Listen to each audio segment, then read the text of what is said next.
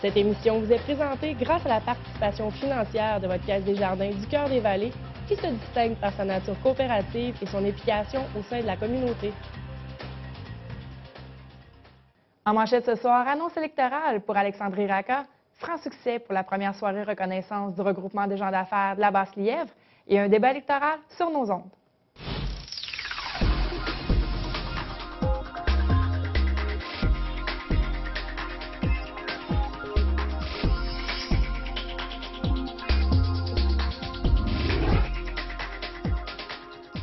Bonsoir, mon nom est Josiane Hardy. Bienvenue à cette édition du mardi 18 mars 2014. Débutons le bulletin par une annonce électorale de la part du candidat pour le Parti libéral, M. Alexandre Racah. M. Racah a renouvelé une annonce qui avait débuté lors de la période où Jean Charest était premier ministre du Québec. L'engagement de M. Racah confirme son soutien au projet du Centre de santé et services sociaux de Papineau pour le transfert de 55 lits vers le centre d'hébergement Vallée de la Lièvre. M. Racah en a profité pour écorcher au passage le Parti québécois qui, selon lui, a mis sur la glace le projet depuis 18 mois. On peut écouter M. Racah confirmer son engagement avec le transfert des 55 lits. Alors, je m'engage, c'est mon deuxième engagement en santé, engagement important, à appuyer le C3S de Papineau dans son projet de transfert de 55 lits de longue durée, actuellement situé à l'hôpital de Papineau, vers le CHSLD ici. On se rappelle que le C3S de Papineau souhaite la construction d'une annexe au centre d'hébergement depuis longtemps. Cette annexe permettrait d'offrir un milieu de vie beaucoup plus approprié pour ces personnes qui sont actuellement au deuxième et au troisième étage de l'hôpital à Buckingham et qui partagent souvent leur chambre avec 2 et 3 personnes. C'est une situation actuellement qui est inacceptable. M. Racah a insisté sur le besoin réel du transfert. Si les libéraux sont portés au pouvoir, le dossier pourra avancer très rapidement. Pour cette annonce, M. Racah est accompagné de l'ancien ministre de la Santé et candidat pour la circonscription de Jean Talon, M. Yves Bolduc. Comme le projet avait déjà passé plusieurs étapes, il ne retournera pas à la case départ si les libéraux prennent la tête. L'investissement de ce projet est évalué à environ 30 millions de dollars. On peut écouter M. Bolduc nous expliquer les étapes du dit projet. C'est de confirmer que c'est un projet extrêmement important pour les résidents puis pour la région. Et pour dire, regarde, c'est quoi notre orientation? Notre orientation, c'est d'avoir des meilleurs milieux de vie, qui va permettre une meilleure qualité des soins également. Vous savez, des gens qui vivent 2 à 3 par chambre en fin de vie, c'est pas l'idéal. En plus de ça, c'est un projet qui va avoir une unité prothétique qui va permettre aux gens avec des troubles cognitifs de se promener sans difficulté. Également, on sort les patients de l'hôpital, ce qui va permettre de dégager des espaces à l'hôpital pour donner encore plus de services à la population, entre autres au niveau des soins de courte durée. Donc, pour moi, c'est un projet extrêmement important. Puis je suis content d'appuyer mon confrère Alexandre, qui, lui, travaille sur ce projet-là depuis son arrivée au gouvernement. Et je peux vous dire que pour la population, ce sera un grand gain que de construire le plus rapidement ce centre. Il est certain que le transfert des lits ne se fera pas du jour au lendemain, advenant le cas que le projet a un feu vert pour la construction. Quelques mois, voire des années sont à prévoir pour le dossier. Mais au dire de l'ancien ministre de la Santé, ce projet pourrait aider à plusieurs niveaux et améliorer la vie de plusieurs personnes. On peut écouter à nouveau M. Bolduc. Pas, là. Non, absolument pas. Nous autres, on était rendus au plan de vie préliminaire. Il restait maintenant à faire les définitifs qui peut prendre environ 12 mois. Par la suite, on pourrait procéder à une construction qui va s'échelonner entre 18 et 24 mois. Donc, à brève échéance, avec notre gouvernement au pouvoir et Alexandre comme député, on pourrait procéder afin de s'organiser pour que dans 2 à 3 ans, on puisse avoir ce centre disponible pour la population. Et je tiens à dire, pas seulement que pour les gens qui sont ici en longue durée, mais également pour les populations au niveau des soins de courte durée qui vont nous permettre de récupérer de l'espace pour permettre à l'hôpital d'avoir plus de services.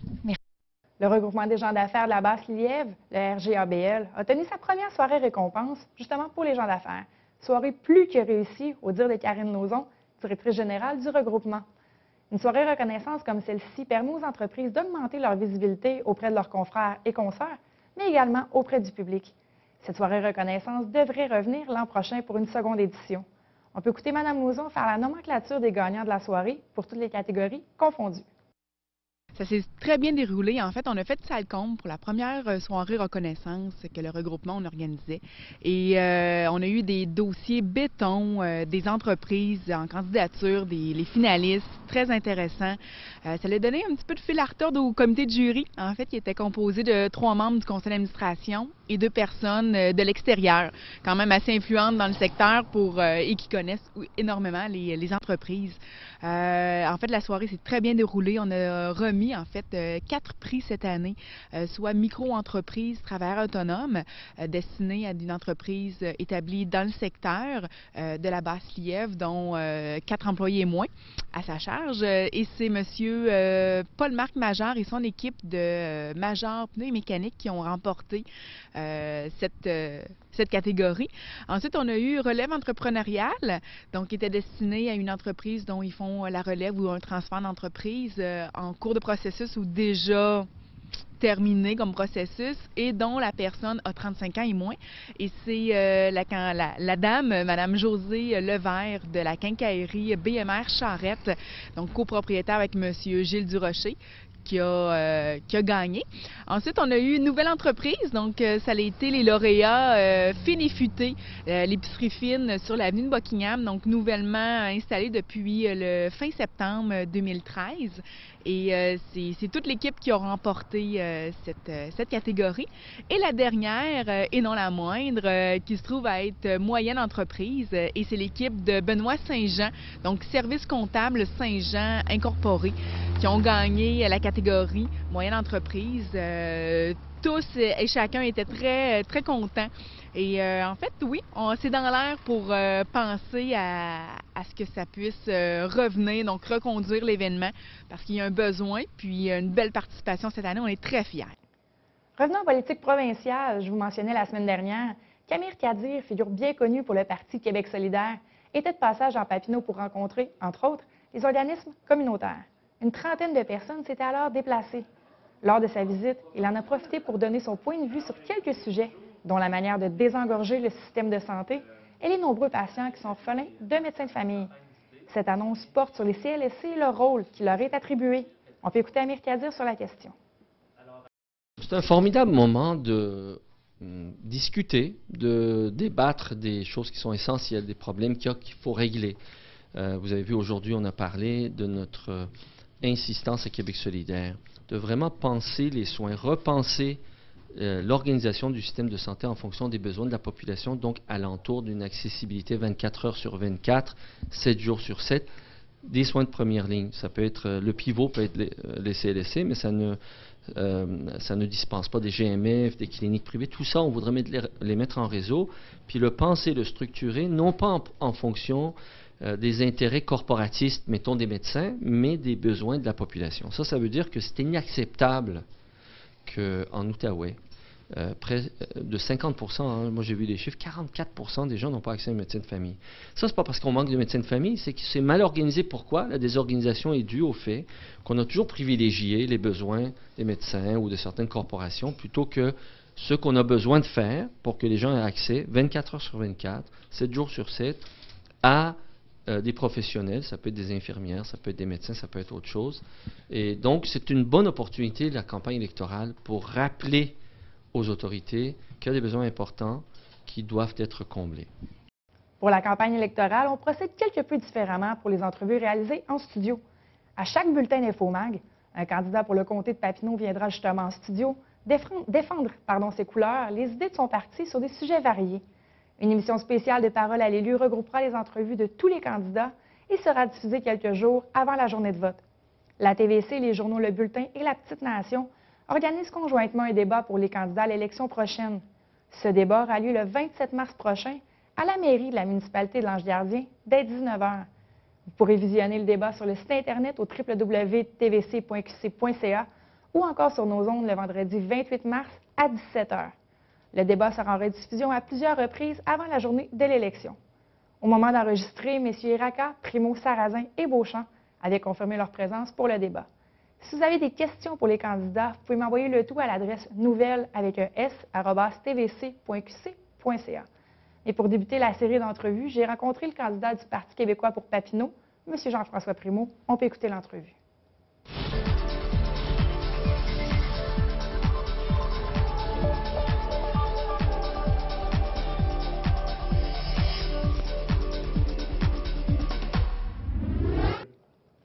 vais être avec M. Jean-François Primeau, candidat pour le Parti québécois pour la circonscription de Papineau. M. Primeau, bonsoir. Bonsoir. Pour ceux qui ne vous connaîtraient pas, ceux qui sont maintenant en âge de voter, qui n'étaient pas à la dernière élection, parlez-moi un petit peu. Bon, moi, je suis un militant syndical depuis une trentaine d'années et je suis aussi militant au sein du Parti québécois depuis plus de 30 ans. Et je suis installé dans la région depuis 8 ans. Et je me présente pour la deuxième fois pour représenter le Parti québécois, pour amener le programme du Parti québécois, présenté aux électeurs de Papineau. Qu'est-ce que vous pensez du programme, du Parti québécois? Qu'est-ce que vous pensez que ce serait très bon pour Papineau? Pourquoi le programme du Parti québécois est pour Papineau? Ben, entre autres, si on commence juste en parlant de le programme qui est axé vers les régions. Donc, à ce moment-là, l'Outaouais a souvent été oublié par le passé, par les gouvernements passés. Donc, de travailler pour améliorer la situation dans l'Outaouais, en santé, en éducation, c'est un des points de ma campagne, de travailler à ce que la région, le comté de Papineau, reçoive sa juste part en éducation et en santé, les mêmes montants investis par le gouvernement que dans les autres régions du Québec. Vous m'amenez sur un point, la santé. L'urgence de Saint-André-Avelin agit présentement à titre d'urgence sans avoir le titre proprement dit. De quelle manière vous pensez qu'il serait possible de corriger le tir si vous êtes élu? Bien, écoutez, une des choses qu'il faut que soit faite, c'est qu'il faut bonifier l'offre de service, d'avoir plus d'heures, puis l'offre de service. Mais il y a par contre une situation qui n'est pas nouvelle. C'est pas nouveau, la situation du CLSC de Saint-André. Et puis, parce qu'on est en campagne électorale, le candidat libéral sort des promesses, puis des promesses recyclées en plus de 2012, puis qui n'avait pas validé pour savoir s'il y avait de l'argent dans la caisse. Mais si on regarde juste dans les 20 dernières années, c'était un député du Parti libéral qui était député ici dans Papineau, puis il n'y a rien qui a été fait. Moi, je me propose, comme député de Papineau, de travailler à régler la situation et de d'abord consulter les gens du CLSC pour voir c'est quoi les besoins exacts et de travailler pour améliorer la situation.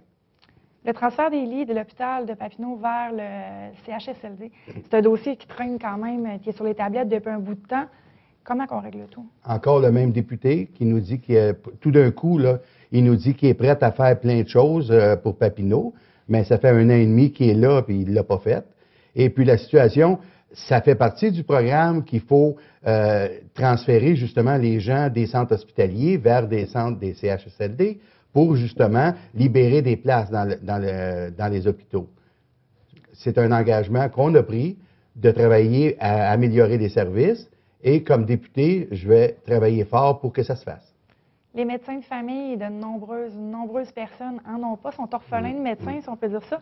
Faculté de médecine à l'UQO, est-ce que vous pensez que ça pourrait régler le problème dans la région? Écoutez, ça, on peut regarder, c'est plus à long terme, parce que si on commence à former un médecin demain matin, bien, ça prend quand même plusieurs années. Mais il y a quand même que c'est prouvé que les médecins lorsqu'ils étudient, qui s'installent dans les régions où ils ont étudié. Donc, c'est très favorable. Le Parti québécois a même fait l'engagement, a pris l'engagement cette semaine sur la faculté de médecine. Et depuis 1 an et demi que le Parti québécois est au pouvoir, il y a plus de 30 médecins qui sont nouveaux dans la région.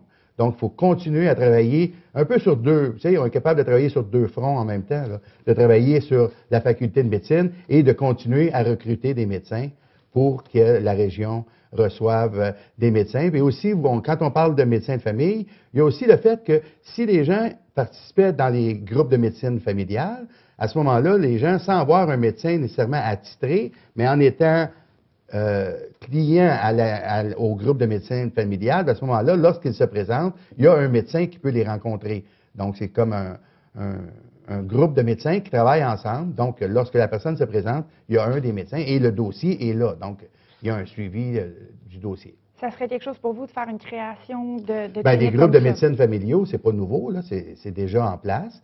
Donc, il faut, dans le programme du Parti québécois, c'est de créer d'autres groupes de médecine familiale pour bonifier l'offre de services aux gens.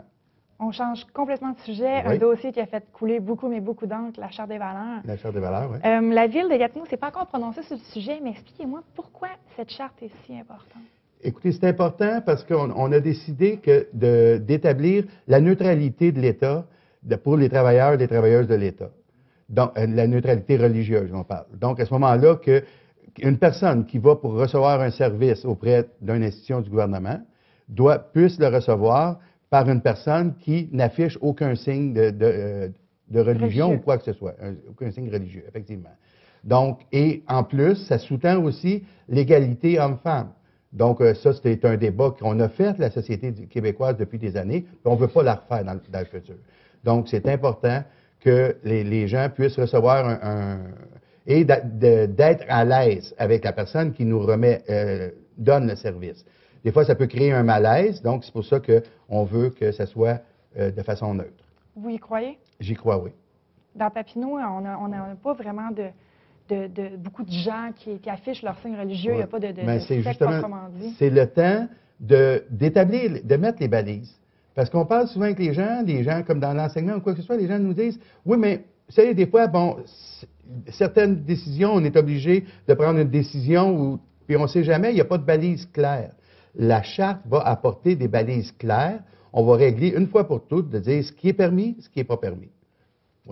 Parfait. Les organismes communautaires dans Papineau, c'est seulement qu'à Bottignan, je ne me trompe pas, il y a quelque chose comme 50 organismes communautaires. Ouais. Plusieurs organismes croulent sous la paperasse. Leur vient le temps de remplir les demandes de subventions. Ouais. Comment qu'on règle le tout pour leur donner un petit coup de main? Oui. Il faut avoir une vision au gouvernement, justement, de réduire la paperasse pour que les organismes qui, dans le fond, leur spécialité, c'est de rendre des services à la population et non de remplir des formulaires. Mais il y a par contre, dans un autre sens, qu'il faut faire attention. On a vu avec ce qui s'est passé dans l'actualité, avec les fraudes qu'il y a eu dans le passé, etc., à la commission Charbonneau, entre autres, tout ça. Donc, ça veut dire que l'État se doit quand même de vérifier est-ce que les sommes sont quand même bien utilisées. Donc, c'est pour ça que c'est important d'avoir un minimum de paperasse. Mais il faut voir, là, il y a moyen de doser un peu, là, puis comme gouvernement, de dire, là, écoutez, là, il faut qu'on regarde et puis de réduire la paperasse, parce qu'effectivement, je sais que les organismes communautaires perdent un temps énorme à remplir les formulaires, puis c'est des bénévoles, là, donc c'est du travail qui pourrait être fait là, dans la communauté. Si je comprends bien, pour vous, il faut aller voir plus haut pour ensuite aider plus bas les organismes communautaires à la paperasse. Il faut aller voir, c'est ça. Il faut que les directives qui viennent soient justement d'alléger les formulaires, okay, d'alléger les choses. Hein. Et souvent, il y a plusieurs choses gouvernementales qu'un coup que l'organisme est reconnu par le gouvernement, bien, on n'a pas à commencer à tout expliquer à chaque fois qu'on remplit une nouvelle demande. Je pense qu'il y a des possibilités de réduire ça.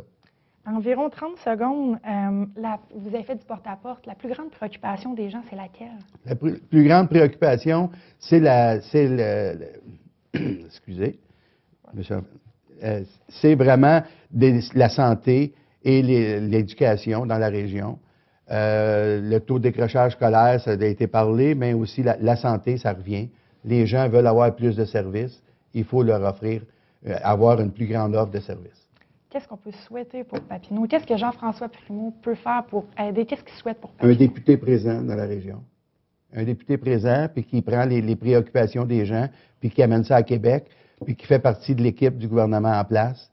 Ça va aider les gens de Papineau. Vous allez investir à 100 si vous êtes élu? À 110 même. À 110 Oui. Dernier petit mot, qu'est-ce que vous voulez dire aux gens qui ne seraient peut-être pas encore décidés? Moi, je leur dis, écoutez, c'est le temps d'avoir un gouvernement. Le gouvernement du Parti québécois a un bon bilan à présenter. Et puis, ça a toujours été renommé comme un bon gouvernement. Bien, moi, je veux faire partie de ce gouvernement-là pour aider justement les gens de Papineau. Parfait. M. Primeau, merci beaucoup. Merci beaucoup.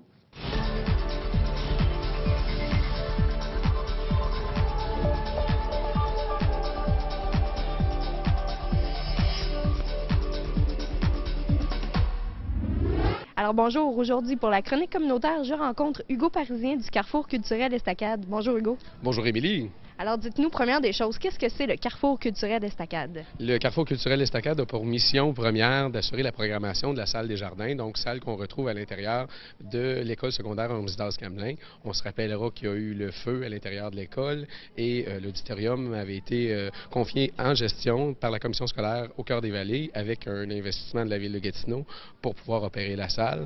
Donc, c'est de mettre à disposition de la culture, de la relève des gens d'ici, un lieu de diffusion pour leur permettre de présenter leur production.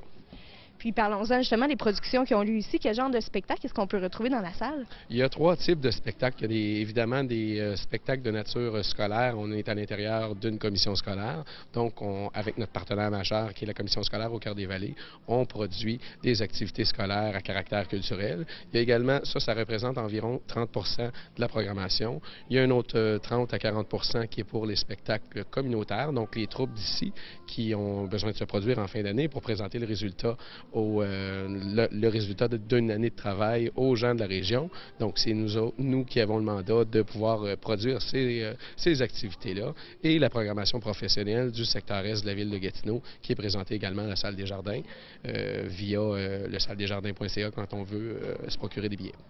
Puis quelque chose que je trouve très beau dans cette organisation-là, c'est que les jeunes de l'école secondaire sont beaucoup impliqués dans les spectacles. Il y a des jeunes de l'école secondaire en Résidence-Gamelin, il y a un partenariat avec Mado Jeunes. Bref, c'est les jeunes d'ici qui travaillent dans un contexte d'économie sociale à alimenter les postes qu'on retrouve dans un lieu de diffusion habituellement. Les placiers, la technique de scène, etc., les machinistes. On fait appel à l'utilisation de ces jeunes-là, à ce bassin de ressources-là. Donc, il y a également une formation qui est offerte par le directeur technique ici pour pouvoir former les jeunes sur la relève, question de relève pour la technique de scène, donc machiniste sur la scène et ce qui en découle. Là. C'est un très beau mandat, tout ça. Mais il y a aussi, c'est beaucoup plus large ce que fait le Carrefour culturel. Il y a l'animation sous le pont Brady, puis il y a la petite folie angeloise maintenant. Effectivement, le Carrefour culturel étant son mandat, de par sa mission générale, c'est d'assouvir une soif culturelle dans le secteur est de la ville de Gatineau et par le territoire desservi. On se rappelle que le territoire desservi par le Carrefour est le territoire total de la commission scolaire au Cœur des Vallées et l'Ange Gardien, qui est un fier partenaire du Carrefour culturel Estacade. On produit exactement, comme vous l'avez dit, les petites folies du pont Brady, les petites folies angéloises et plusieurs autres activités. Un été chaud à Gatineau, dans le secteur est de la ville de Gatineau, c'est le Carrefour culturel qui produit, de même qu'Écran de Lune. Et je ne vous cacherai pas que plusieurs nouveautés verront le jour au courant de la saison estivale 2014 et 2015. Alors, des petites surprises qui nous attendent. Effectivement, et je ne peux pas trop en parler, mais il y a des partenariats, les gens nous font confiance et c'est ce qui est le plus important à savoir. Donc, les gens veulent la culture, ont une soif culturelle à combler et c'est important de les écouter. Bref, ce qui est important, c'est que ça émane toujours d'un besoin du milieu. C'est la population qui a voulu prendre en charge la culture dans le secteur est de la ville de Gatineau et c'est de cette façon-là qu'on le voit. Le conseil d'administration est très à l'écoute des besoins culturels du milieu. Bien, merci beaucoup, Hugo, puis félicitations pour tout votre beau travail à la salle. Si ça me fait plaisir, je partagerai le message à l'équipe. Alors voilà, c'était Émilie Charon-Pilote en compagnie d'Hugo Parisien pour la chronique communautaire.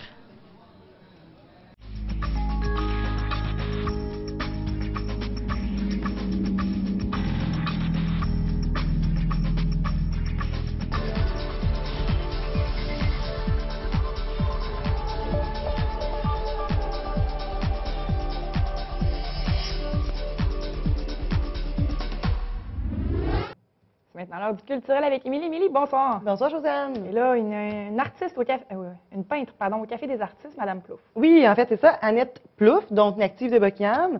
En fait, ses peintures, on aura la chance de les voir tout le mois de mars au Café des artistes et sa peinture, son art principal, excusez-moi, est la peinture à l'huile.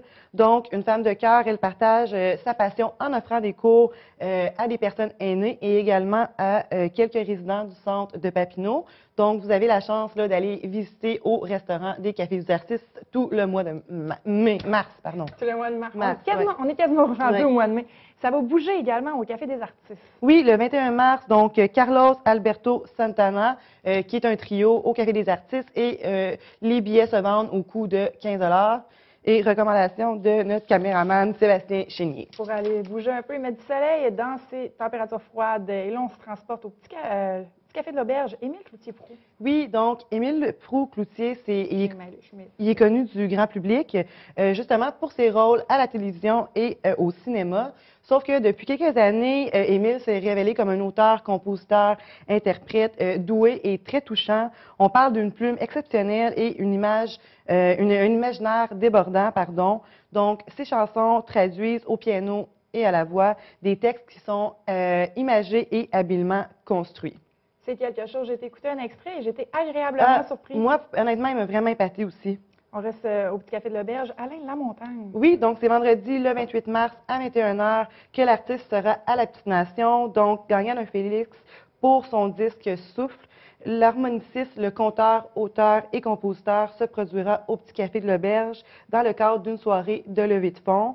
Le concert est présenté par les étudiants de la cohorte de cuisine du marché 2013-2014 de l'école hôtelière de l'Outaouais. Donc, les billets sont en vente chez Chocomotive de Montebello au coût de 25 $. Et là, on change complètement, mais complètement de registre. Le Rockfest a dévoilé sa programmation. Oui, mais effectivement, donc l'équipe d'Outaouais Rock a annoncé la programmation complète de la 9e édition de l'Amnésia Rockfest, qui se déroulera les 20 et 21 juin prochains à la Marina de Montebello. Donc, parmi les têtes d'affiche, notons la présence du très populaire groupe Blink-182. De son côté, la formation californienne Rock Modelé Cru clôturera la deuxième soirée pour donner le dernier coup d'envoi à sa tournée d'adieu. Je vous invite à consulter le site web pour l'ensemble de la programmation, parce que Josiane, il y en a une panoplie, donc au www.amnesiarockfest.com. Et parmi les changements qui sont apportés par la direction du festival cette année, mentionnons l'expansion du terrain du festival et les zones de camping également, ainsi que les soirées vitrines en salle. Également, il y a d'autres activités aussi qui vont s'ajouter aux festivités habituelles, soit la présence d'un manège, d'un musée de rock'n'roll et d'une maison hantée. Il va également avoir des amuseurs publics et des cracheurs de feu qui viendront agrémenter l'ambiance festive. Et je vous rappelle que la mise en vente générale est débutée sur le site Internet et que bientôt, vous aurez la chance aussi d'aller acheter les passes aux boutiques Amnésia. Et les billets se vendent au coût de 99 $ plus taxes. Pour ceux qui auraient peur, on se souvient que l'année passée, ça avait été quelque peu chaotique pour le Rockfest, mais il y a plusieurs partenaires, si je ne me trompe pas, qui sont joints à l'événement. Oui, puis justement pour prévenir les problématiques qui sont survenues l'année passée. Et voilà, environ, je te dirais 30 secondes, une exposition Reviens-moi. Oui, en fait, je vous invite à aller la voir. En plus, c'est gratuit à l'espace Pierre de Bain. Donc, on parle là d'art fait en pièces ouvragées, en terre cuite et en porcelaine. Donc, c'est également un artiste de Wakefield, de la région. Et comme je mentionnais, c'est gratuit. Donc, allez voir là, au 120 rue principale du 19 mars au 19 avril. Parfait, Émilie, c'est tout le temps Merci qu'on à a. toi. Je vous rappelle que si vous avez des questions pour les candidats pour l'élection provinciale qui s'en vient sous peu le 7 avril, vous allez aller aux urnes. Et envoyez-moi vos questions pour les candidats à nouvelles au pluriel @tvc.qc.ca. La TVC en partenariat avec le journal Le Bulletin et la Petite Nation. On va faire un débat le 27 mars prochain à la mairie de la municipalité de l'Ange-Gardien. Donc, j'attends vos questions et je vous souhaite une très bonne soirée sur nos ondes. Merci.